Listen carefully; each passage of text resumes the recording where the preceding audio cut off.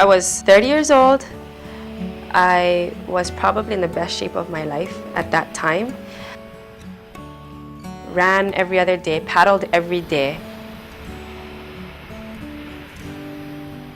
I didn't realize anybody at 30 years old or younger could get breast cancer.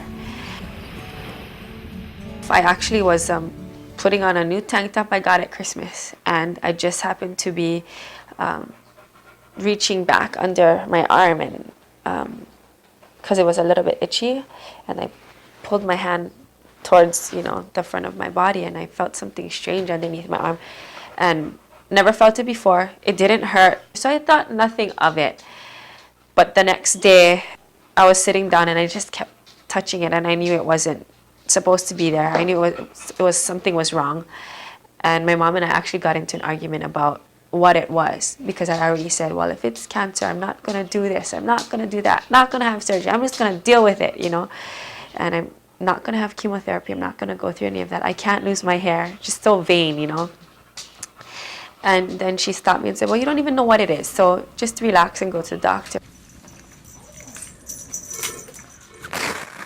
So when I finally went, my doctor knew that it was something, and he didn't want to say exactly what. So he made me go through all the testing. So it was 3 weeks between me first seeing him and then having my surgery. Every day I went for an appointment. Mammogram, ultrasound, everything, biopsy, and just boom, boom, boom. And then I had the surgery.